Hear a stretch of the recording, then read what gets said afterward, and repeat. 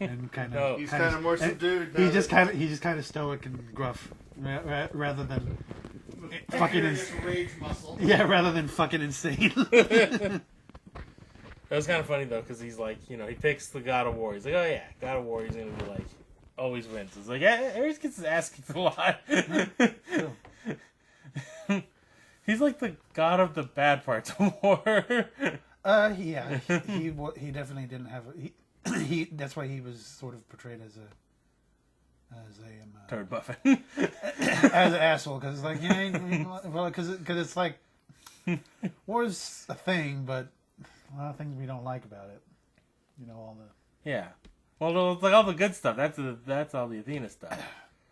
well, yeah, generally, because it's like that's all. Since there's like defensive wars, it's basically war, but the home team. And it's like she's like the god of like the victory and the glory of it, and he's like the god of like the destruction and the festering wounds. Yeah. He's about destruction and stuff, and so he gets clowned on a lot because people don't like him. Yeah.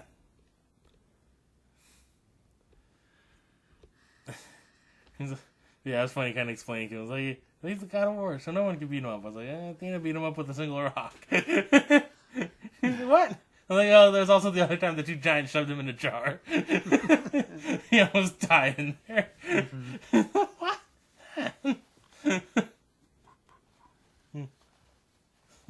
Well, no one liked him. Just be talking shit on him.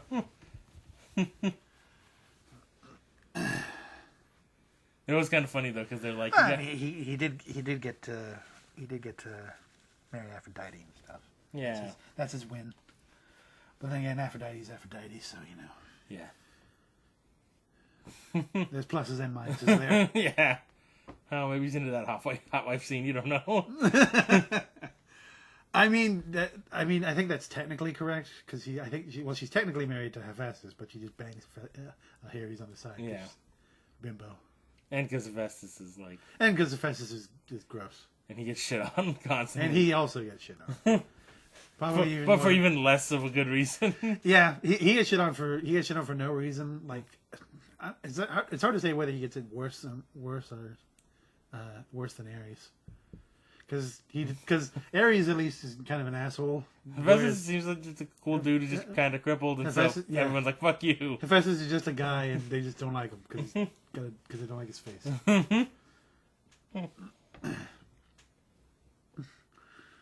Like, yeah, you made all this cool shit, Hephaestus. Now get out the room, you fucking nerd. I'm gonna fuck your wife. Told you if you want to watch it, $20.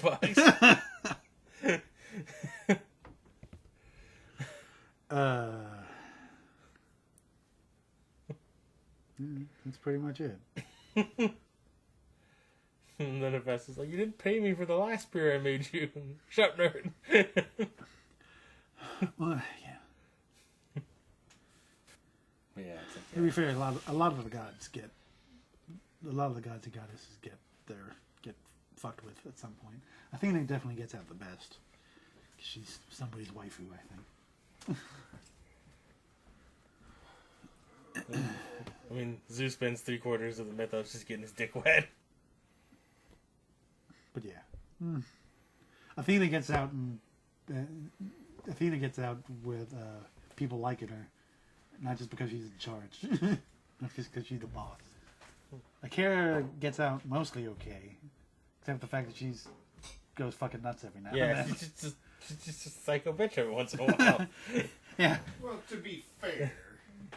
To be fair, Zeus is her husband, yes. Yeah. To be fair. To be fair. Yeah. What she does just occasionally just wig out. Yeah, no. Every now and then she just flips the fuck out. Well, see, that's the thing too. Is that so much of like her stuff is like the stuff that she's about is about like being reasonable and understanding and stuff. And she's like that most of the time, like 70% of the time perhaps. But then 30% of the time you just. All right, so I got my whiskey. So I guess So it's Baywatch Nights time. Yep. Kind of bust out the Baywatch notes. Yep. And see how long this lasts. My battery is at 7%. How long this Baywatch lasts? So the cold open on this one, it starts out with quite a lot of stock footage. Yeah, they're really liking the stock footage in the second season because they already did that before with. So Is it like World War II propaganda stock footage? Yeah, that's what it is. You just, people want for to no know. reason, yes, that's exactly what it is, Marty. You remember writing this episode? Yeah. Weirdly, it's Japanese propaganda. Yeah. Just arrows going from Germany to Manchuria. So no, it's just a lot of like glaciers breaking and like mudslides and stuff, and they're saying that there was like a There's just radio chatter. talking about like there was a volcano that erupted and It melted some ice. and some shit. ice, some new ice flows broke and stuff. And so the German title is to translate to thousand years dead, which is a pretty sweet title, I gotta say. Yeah. Yeah, it's better. Yeah. Was this the Mummy episode? This was the Frozen Out of Time. Oh, yes, that's right. The Encino Man episode. Yes, Encino Vikings. And so they evidently found something. Didn't say what exactly in the VO. And then now you see stock footage of shipping container arriving. Yeah. And then we cut to finally some new footage in the cryogenics lab. And they're like, oh, these Vikings, they were frozen in like... Is this a reversal where it's Brendan Fraser's the doctor and it's Pauly Shore? I really would have liked to see Brendan Fraser show up as one of the random doctor guys, but no. No, Pauly Shore is the Viking. The main doctor is Hoff's boss from Knight Rider. Yeah, that is an interesting like weird cameo reunion thing. Also, his second to last appearance on film. Yeah, before his death. Yeah, because he's an old guy at this point. yeah. Except for he's really weird in this one. I just call him Dr. Creepy. He is kind of weird. If he was like around like as a character, it would be another case where is he a vampire? It would be another one of those. But It'd be like it would like make sense if this was Krieger's dad from March. yeah. That's also kind of true. So, they say that these Vikings were frozen in like the perfect conditions to try to reanimate. Like they were like flash frozen somehow. They were somehow frozen really quickly. They were in a saline solution, I believe they say. Which I mean, sure, I guess salt water. Yeah. Something along those lines. And they explain it a little later, but they were like found basically together on this little boat. Yeah. And there's a Joel mark where they extracted the mojo.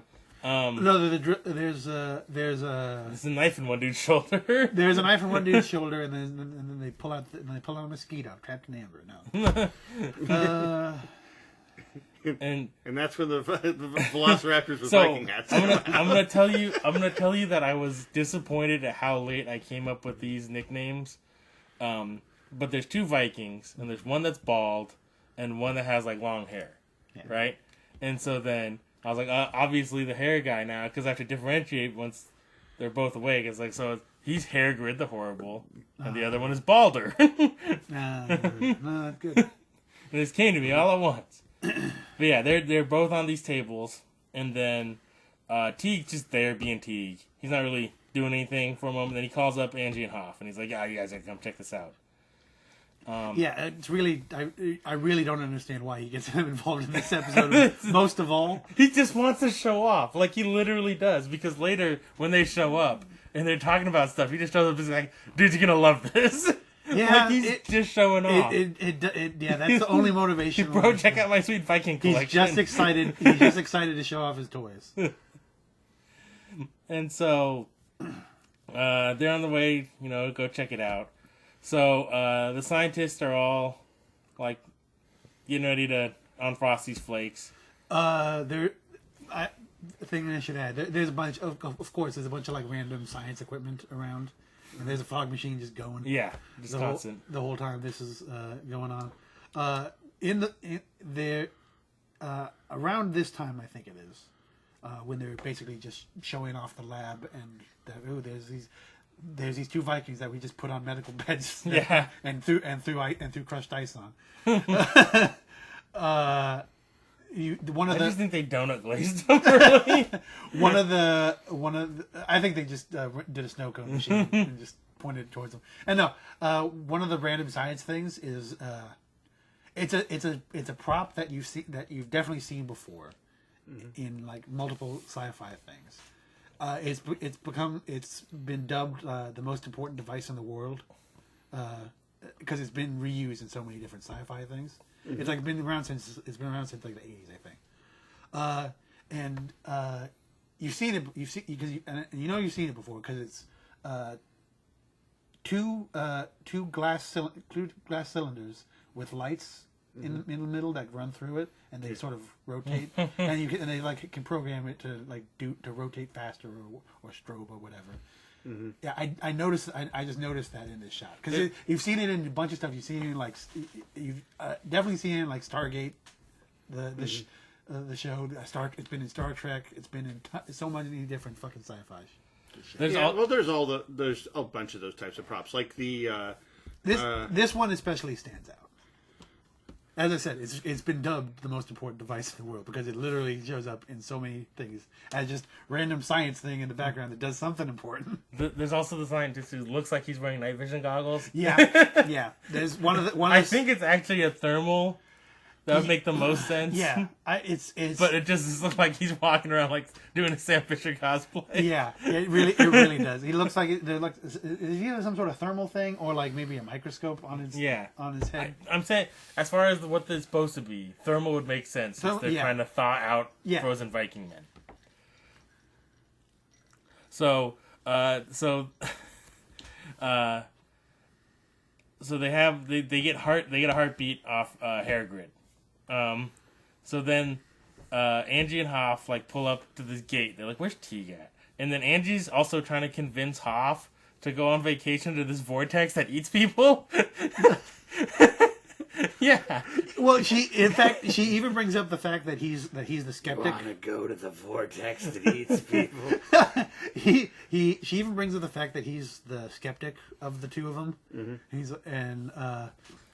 She's like, yeah, we're showing you this vortex, and people just don't come back from it. Yeah, there's 5 people who disappear from it up in the mountains. And he's like, when the season ends, is it because they go to the vortex? I don't know. We'll find out then.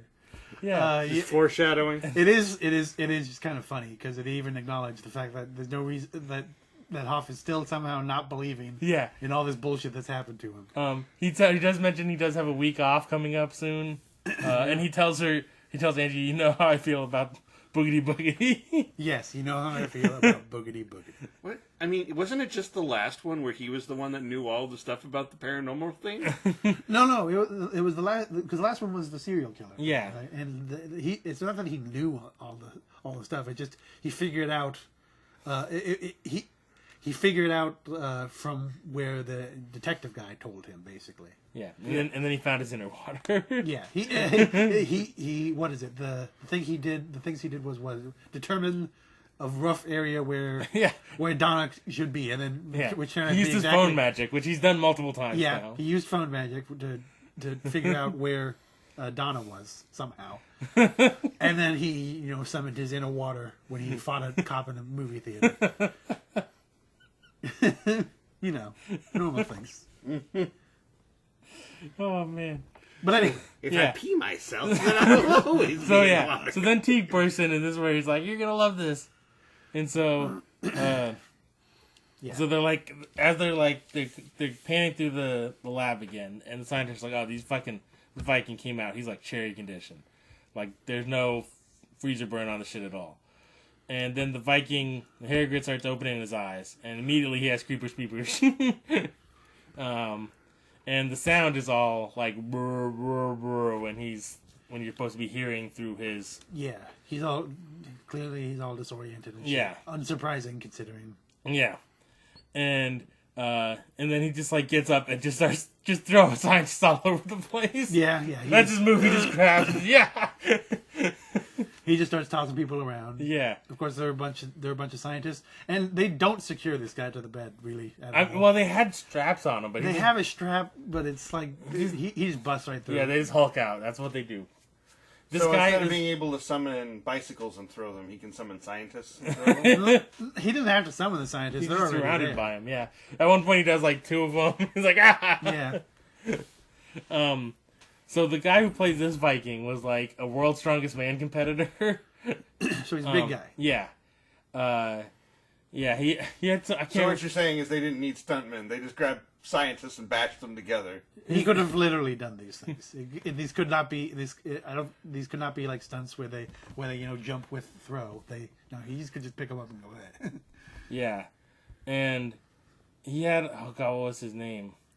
He had like. It was a very. His name was basically Viking von Viking. Yeah, I don't remember it exactly. It's something old Thorson. Yeah, is his actor's name. Yeah. Oh. Yeah, no, he's basically like Viking von Vikingman. Yeah. The third. So. Viking McRape and Pillage. Yeah. So. Oh, Rape and Village. I love that restaurant. You're raping it. Safe person. Yeah. So. Ba-da-ba-ba-ba, stop raping me, baby. So. Everybody knows that's not how it works. You don't have time for ba-da-ba-ba-ba at that point. Well, it's not. You can't ba-da-ba-ba. Well, that's not the thing. I mean, has any rapist ever been convinced with the "stop raping me" situation? Has it ever? Oh, geez, I didn't know. This is one of those segments that you need to take 2 minutes out of context. So the Viking, he's just tossing them in all different directions, and he gets to the table that has the Viking accoutrement that they recovered. Yeah, including their like horned helmets and such. Yeah, he picks up exactly 2 things from this table: horned Viking helmet and sword. Well, no, he grabs the sword first, and wait, he picks up 2 things. No, he grabs the sword first. I know he grabs them first, but I know, but there's an order to this because he grabs the sword and he swords a dude. Yeah, and then they go. And then they say, hit the alarm, and then that's when it cuts to the intro music, which is the best time for the cut ever. Yeah, that's true. This episode does have the best cut to this season. They hit the button and it goes, no! He goes, hit the alarm, and then it cuts to, yeah! No. But they ruin it because they cut back, and then they still haven't hit the alarm yet. Yeah, they wasted it. They cut back, and he says, hit the alarm again. Yeah, and then it's like a point that somebody has to hit this damn alarm. Yeah. But of note, this cold opened 9 minutes and 9 seconds into the episode. We're almost a quarter of the way through this episode. I want to say that's not the longest though. No, I think there was a 13 or a 14 minute one. It's not the longest, but it is a while. So then the scientist is yelling for somebody to hit the alarm, and then some more scientists get tossed, and he's like, "Somebody hit the alarm!" When they finally hits the alarm, it spooks the Viking. And then he runs off, and he just grabs it. Now he picks up the horn helmet and runs out. Oh, he sees the other Viking. He's gonna totally sword the shit out of him. Yeah, he sees the other Viking on the table, and he's like, "Oh, I'm gonna stab this guy." Yeah, and then he runs away. Yeah.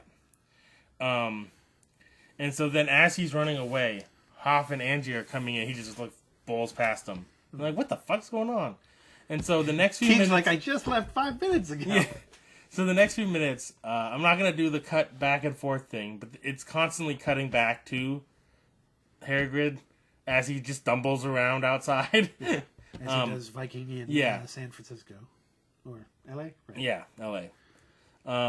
And so it cuts back and forth a lot. Like every 20 seconds, picture him again. Viking. Picture him being a Viking in L.A. Yeah. There you go. Down at the docks.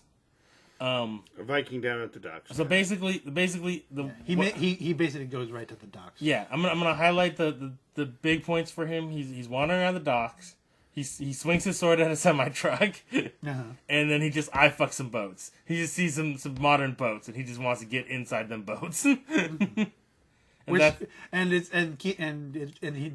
are big giant shipping boats. Which think about that from a Viking's perspective. Well, even one of them is like a tugboat just cruising out. Even that, yeah, it's fucking awesome to a Viking. So Is this where he's? Is this where he? Is this where he gets accosted by a hobo? Or is that a little bit later? It's a little bit later. Okay. So, this episode had some really fun dialogue. So occasionally I just wrote a quote. So this one is Hoff talking to the Dr. Creepy, who used to be his boss on Knight Rider, and it's, "What a fool you are, you and all your friends." The dialogue was so cheesy. I loved it. Mm-hmm. So they want Dr. Creepy and Teague want Hoff to go find the Viking and bring him back alive. And Hoff's like, "Call the cops." And like, "Dude, this is LA. You know what's gonna happen. That Viking's dead if we call the cops. We need you to go out with this net gun and bring him to us. They're not wrong. Not bring him to us, but get him immobilized so we can pick up our Viking." Why Teague doesn't have a personal an apprehension team is kind of weird. It is at this point. Given what we know about Teague already. No, but yeah, apparently that's what Hoff and Angie are for. Yeah, and then he's up. They do not budget his division well. Yeah, and so and again, this is another good one. Another good quote from Dr. Creepy. "Hoff, you can save the life of a Viking, one of the greatest warriors to ever sail the sea. Find him, save him." So, yeah, Hoff and the scientist guy in general just have a big boner for Vikings throughout this whole episode. yeah, this is the thing because this is before like all the Viking imagery got co-opted by just white supremacists. So Hoff was okay to I don't be think that has anything to do with No, it. I'm just saying though, it's okay for Hoff to be super into Vikings in this time period. Whereas now it'd be kind of a red flag because so many people use that imagery. There's a lot of people who are super into it. I don't know. It's one of the sad things now. It's like if you have anything that's like Viking stuff, it's like so many white supremacist groups use the Viking imagery. You say that. There's a lot. I don't know. There's a super lot. Now he comes across the bum. The bum's just like, he's like, "This is a good shit. I like this fan." This random dock hobo is kind of funny. He's great because he has nothing really happens with him. He just points Hoff and Griff in the right direction later. Yeah, the great thing about him is there's just nothing to him. No, he wants to be a hobo on the dock. That's all he wants. He just wants money or whiskey. That's all he wants. Yeah, it's true. Whatever bullshit he finds. Yeah, he just asks people if they have money or whiskey. Yeah. So this is a big character moment for Griff. He finally asks Hoff why he called him. He's like, "Why are you bringing me into this shit?" Like, Griff has finally grown up a little bit. He's not just a puppy that just follows Hoff all around. Well, I mean, there's only so many times you can get a joke in. Again, I don't know why. I don't know why it's just Hoff doing this. I don't know why Hoff has a neck gun. I don't know why he calls Hoff. I don't know why Hoff calls Griff. It's just I don't know why she swallowed a fly. Perhaps she'll die. Yeah, it is weird. Yeah, but of course it doesn't stop Griff because he'll do anything. Yeah, that Hoff tells him. And so, Angie and Dr. Creepy basically just explained the cold open stuff. That they found a boat after a volcano erupted in Iceland. Evidently, it was the volcano's name was Loki. Yeah, that was kind of weird, but whatever. And they just kind of explained that found them in the boat, this little boat together. Pretty sure it was just an excuse to shoehorn in some random Norse. Mythology. Yeah, to prepare for when they mixed in the bullshit too. That yeah, probably part of it. And Already.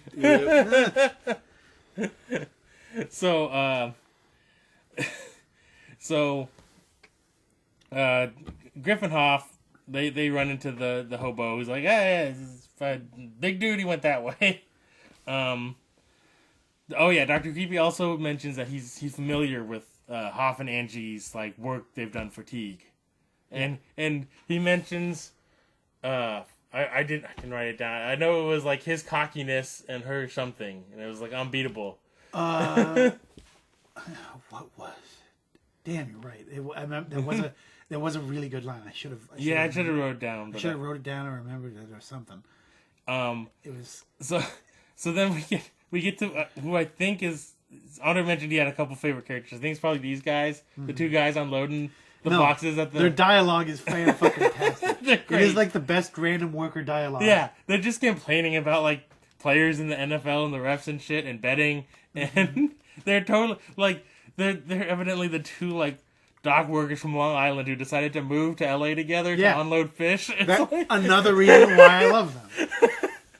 It's actually like a romantic comedy that I'd really watch. Like, go to Catalina together. It's just beautiful. Give a dock worker a fish. Well, at this point, Viking shows up, and then he just walks over and just like sees a box and like opens it, and there's a fish there. And he just takes the fish and just starts biting the fish. And but no, the dock workers. 'Cause again, favorite characters. Their dialogue is so fucking fantastic. Because again, they're just putting a box in a truck, right?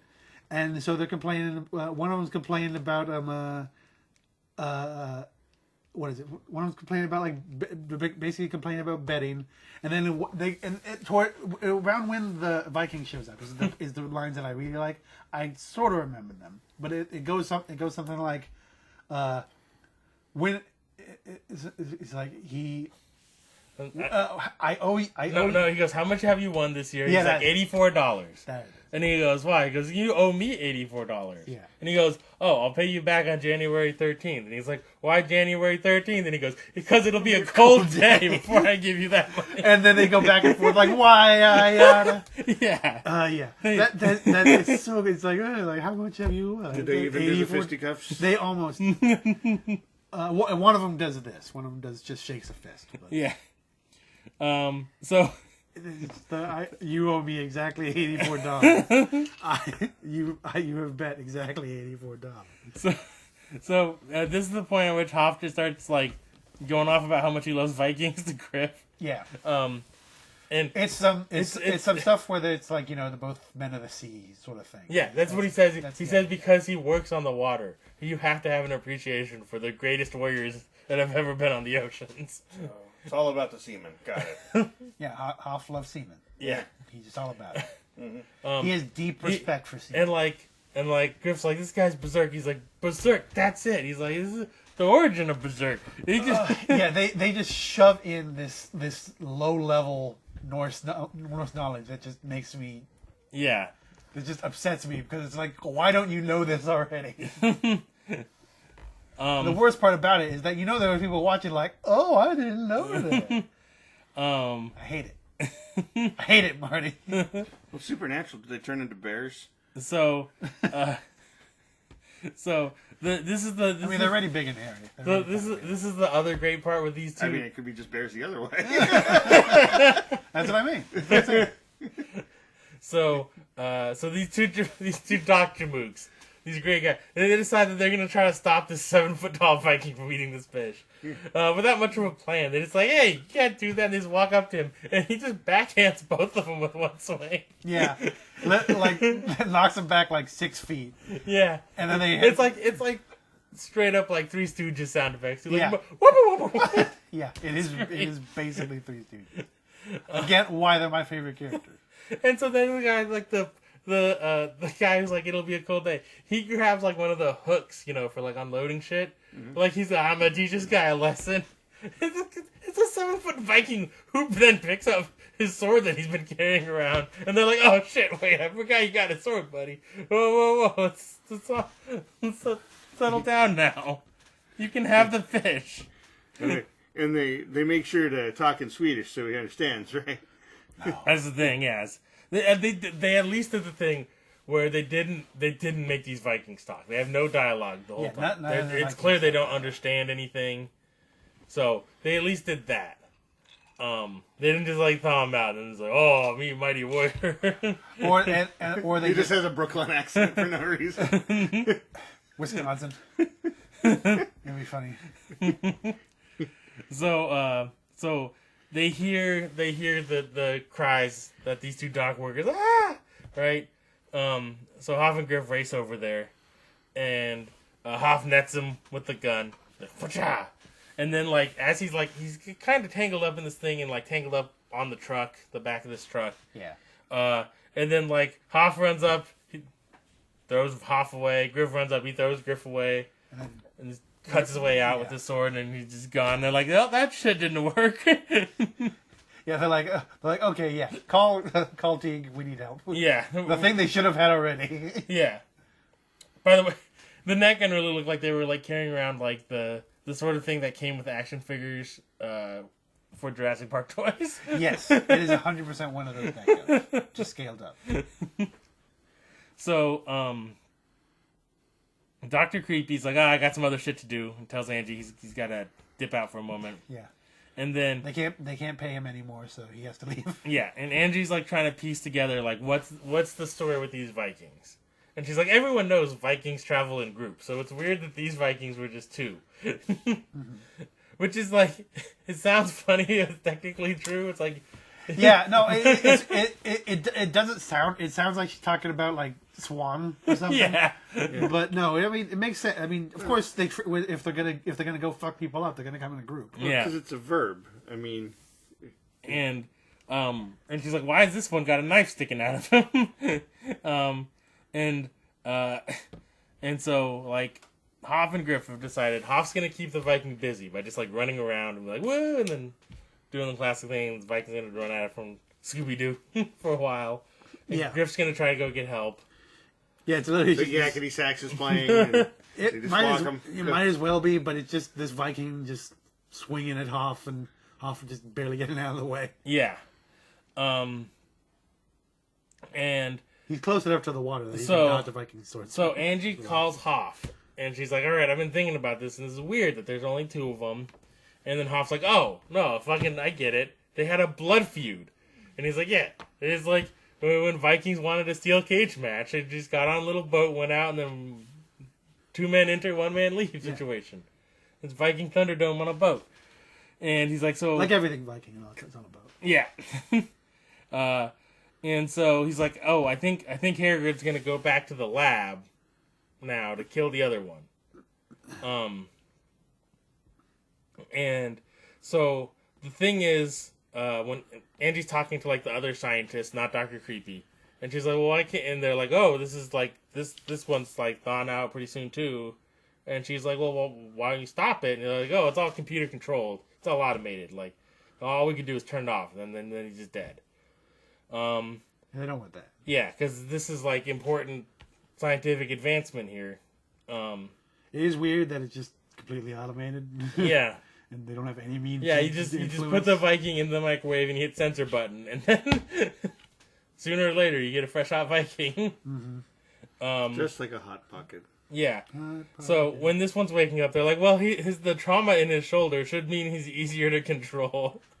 Like one of the I scientists. forgot they said that. One of the scientists is just gonna grab onto the knife and just steer him around. Yeah. Spoiler alert: when the guy wakes up, he just pulls the knife out. Now he has a knife. I need to go into that the little wake up sequence for the Vikings is pretty fucking funny. Because again, they're in a cryogenic type room, so this fog machine's just going. But when they do the wake up sequence, like the fog machine like directly above them on their little bed, like just goes full blast, so just fog everywhere, and also a strobe light for some reason.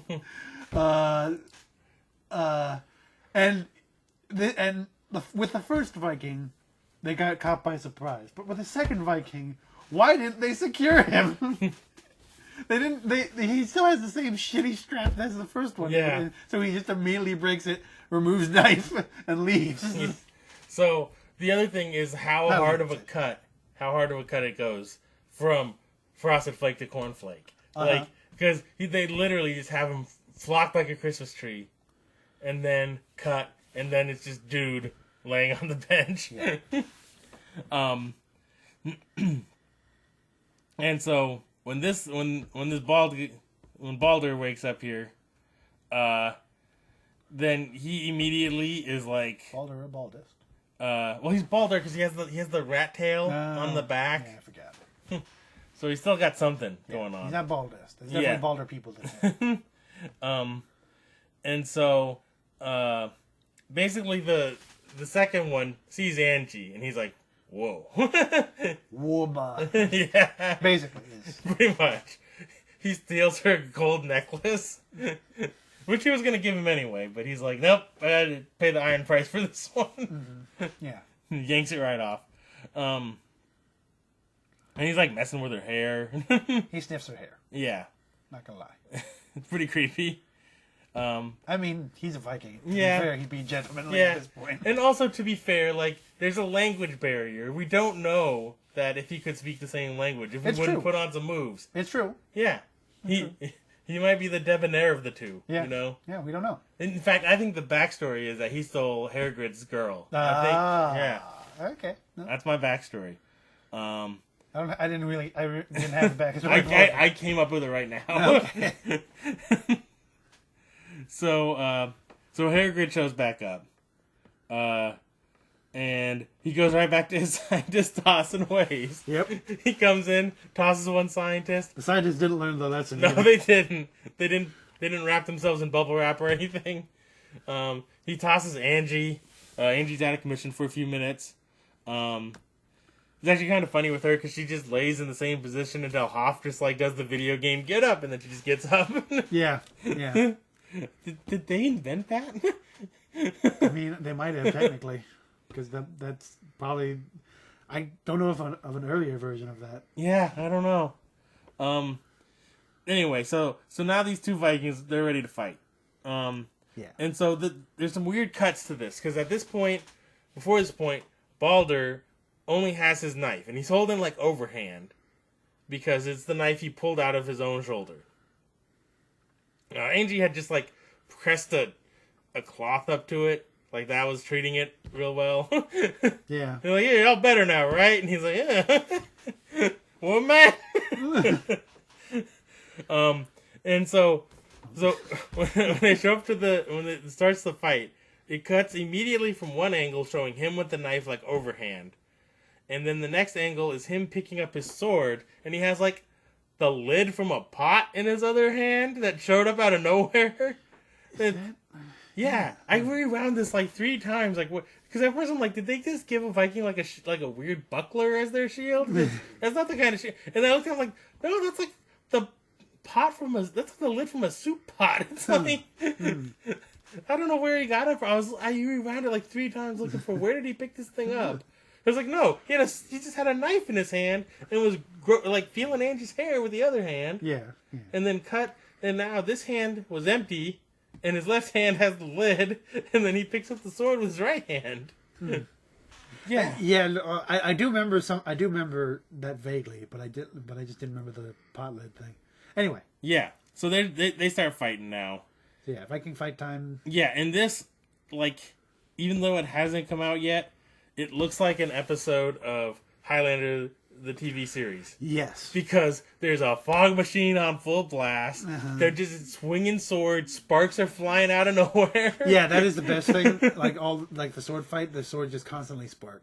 Yeah, it 100% looks like a Highlander episode. So all you need is the Queen soundtrack. Yeah, really. So like when Hoff and Griff show up, Griff's like, "Hey, check it out. Andy's on the floor," and Hoff just like picks her up, "Get up," and she's like, "Oh, yeah." Yeah, I'm fine. They just got thrown on the ground. I don't know why I was still laying down. Yeah. So Angie's distraught. She doesn't want anything to happen to Balder because he's seemed okay. He's like, "Whoa, man." She doesn't want anybody to be hurt, Yeah. I think. And Hoff's like, this is like their thing now. Like the only way they're going to Valhalla is if they die in combat. So this is winner take all. Mm-hmm. And so then Balder gets like incapacitated, but like there's definitely a chance for him to get like decapitated, and it doesn't happen. He just gets like backhanded instead. Yeah. And so he's out of commission. And then Hoff's like, well, I guess I got to take on the winner now, and grabs a broom. Well, yeah, Balder gets like wounded.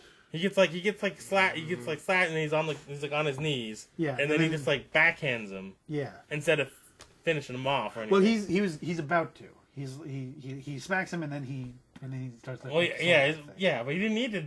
He didn't need to. He's just doing it to show off. He just flexing. And so yeah, Hoff jumps in with his broom. Yeah. So now Hoff, for whatever reason, I have no idea why he's doing this. Yeah, I don't know either. It makes no fucking sense. It doesn't. Other than I think he just wants to say he fought a Viking one time. That could be. I mean, that's the most Hoff motivation I can think. So for no fucking reason, he decides to fight the first Viking with a broom. Yeah. He successfully bristles Hairgrid in the face one time. Yes, which is a very excellent move. Love that. And then the Viking realizes he can cut a broom in half with a sword, and he does it. Yeah, he remembers he has a sword. So, and then Balder has just enough strength to like grab his sword and just throw it, and like sticks Hairgrid in the back. Right in the back. Yep. Right through the chest. Yep. Instant death. Dead. Yep. And then Hoff's just standing there over two seemingly dead Vikings. Two mostly dead Vikings. Yeah. And then, so I guess he wins the championship belt on this point. He won the triple threat match. Yeah. He gets to climb the ladder and grab the briefcase. Yeah. $10,000, whatever the fuck is in there. I don't know. Yeah. So like Balder's Balder's barely hanging on, and Hoff grabs a sword out of Hairgrid, and they're like, "What are you doing?" And he's like, "You don't get into Valhalla without your sword." He gives Balder his sword back before he dies. Yeah. Balder's sort of reaching for it. And then he gets a hold of it, and he's like, "All right, yeah." Yeah. He does the whole Viking death. He does the whole sword death pose. Yeah. Where I shouldn't say Viking because they do it for everybody. Yeah. Where you hold the sword above your chest. Yep. And so then the last scene is Angie, Hoff, and Griff setting up a Viking funeral for these guys. And Angie's like, "I think this isn't legal to do." And Hoff is like, "Fuck you, I don't care. I don't give a shit. Check out this bow I found." Yeah, it does. It does just look like a trash boat. It does. Like It really does. Like just one of those flat barges that they use. Yeah, basically. But it's not even like Well, I wouldn't even say flat barge. It's like just like they put wood on barrels. It's like a few pallets on top of like some empty barrels. Yeah. What's even better is because they didn't send these dudes out to drift, like just to drift. You could see the line on the corner of it, so they could drag them back after they pushed it out a while. Yeah. That was great. And the other great thing is Hoff shoots a bow like an asshole. He turns it sideways. He does for the kill shot. He leads it. He doesn't. But he also puts the arrow underneath also the bow instead of like on top, because you can occasionally see somebody shoot it like that. Yeah. But like it's just kind of hanging there, and then he also screams Valhalla when he shoots the bow. Yeah, that everything about that was like, oh, why? What happened? At first, I was all like, yeah, Viking funeral, sure, makes sense up to this point. And then it just went to shit. Yeah. I was like, is that just like, At least is that just 2x4s on a barrel? What's also great is notice they did it like at the marina. It's not like near the bay where he works. Yeah. So he's not gonna have to like drag some kid out of his shitty like burnt up boat roommate. Exactly. He's not gonna have to explain it to Numi. How he knows exactly what happened to that kid. It's true. That is funny. So the thing about this episode for me is, even though there is some filler at the very, very beginning, that's the point at which filler doesn't bother you. There's a lot of that stock footage in the beginning. Mm-hmm. Like a good few, like 3 minutes of that. Just stock footage with VO. Which isn't the first time they've done that either, because they did the same thing with Spaceport. But after that, there was no weirdly long sequences in this. So the episode moved along. Yeah. There was no lull in it. Even though it wasn't a complicated episode. Yeah, not a lot happens, but it happens on time. Exactly. Yeah. Yeah. And there were some fun quotes in it. It's just they find a Viking, they shoot an Ekkan at him, then the Viking goes back and they have a Viking fight. Yeah. It's basically all that happened. I forgot some of the other funny moments with Hoff talking about Vikings. How he's like saying, when they're trying to figure out again because Hoff has this weird like location magic. Yeah. Well, the way they play it anyway is that it's tied into his people skill magic, where he knows the area, and so he knows the area and the people in it. So he either knows a person or he knows the city well enough that he just like, oh yeah, that's over there. Yeah. So blah blah blah. So that's when it's at the Steam Playa Vista. when Griff is like trying to figure out with Hoff, like where did this Viking go, and Hoff's like, they're like, well, that way's like into town. Over there's, I know he separates the marina and the docks slightly in different directions, and then Hoff's like that way towards the ocean. It's the only sights and sounds he would recognize. He lives there, and it just even though I know what he means, I imagine like Viking just like just swimming around the ocean, or just like just Little Mermaid, but like this guy, but in a Little Mermaid getup. Yeah, in his King Triton cosplay. No, I was thinking Ariel Or Ursula. or Ursula. Sure, why not? Where to rate this one? Yeah, I don't know. All right, here's I think is the benchmark. Better or worse than Possessed? Possessed.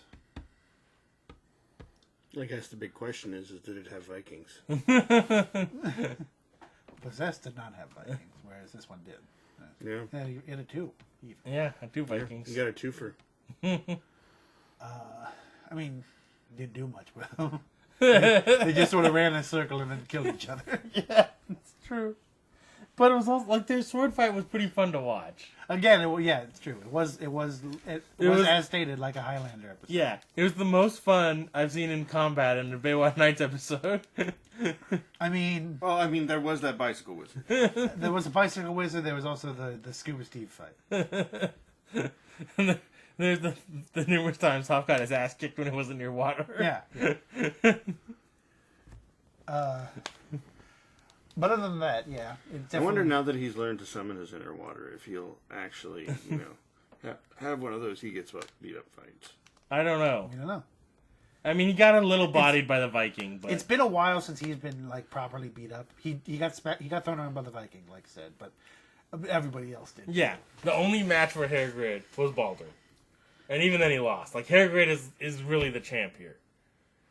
Yeah, true. We know he was winning the initial fight because Baldur had a knife in his shoulder. Yeah, Hairgrid only lost because Hoff interfered. Yeah. Classic manager interference. Yeah, so in this episode, Hoff is basically Jim Cornette. this one I have a real hard time placing in general. I feel it's right there near Possessed. Yeah. For different reasons. Yeah. They're both wacky fun. So are you going, what was that one, 8-5? No, that was 625. 625? Yeah. What's our highest right now? I think Vampire Whisper. yeah, that's quality. That's quality is what that is. Also, the cabin is right up there, too. They're real close to each other. Cabin's good, too. Yeah. It's got Destiny in it. Yeah. And naked. I say below Possessed, personally. Alright, so, below Possessed, here's the range right now. Because Possessed was the last one, right? Just to make sure. Yeah. Yeah. That's at 625. We've had a couple possessions. We're at 625 with Possessed. And below that, the next one is 5.4, Curse of the Mirrored Box. I feel like this is better than Curse of the Mirrored Box. Yeah, no, I agree. It's better. Curse of the Mirrored Box was just so weird on a lot of things, you know. Yeah. And there was a lot of stuff that just didn't need to be there. The big point is I think this season has been picking up. Yeah. Because some of the earlier ones, a lot of them hung out in that 3 to 4 range. Yeah, well, I think they were hesitant to dive into the waters, and now they just went in head first. Yeah. They were just tickling their toes in before, and now they're all in there. Just vampires and Vikings fighting each other. So which one do you think it's closer to in that range? Possessed or Mirrored Box?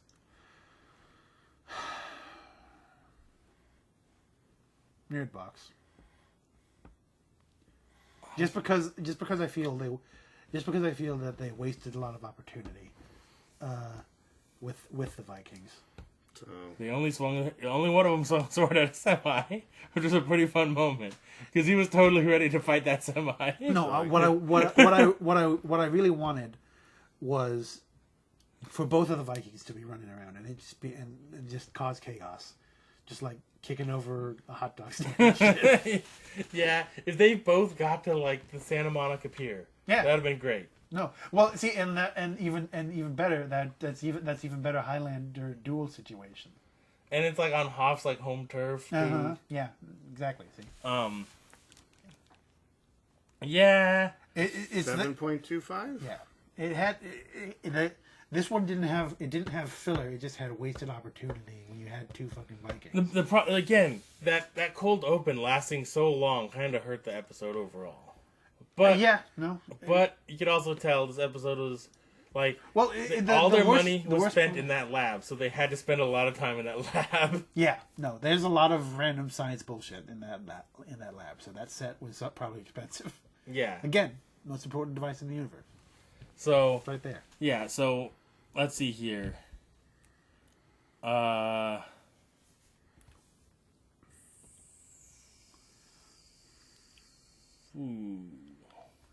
So where does that put it around? Where's what's Mirrored Box? 5.4. 5.4. And Possessed is 6.25.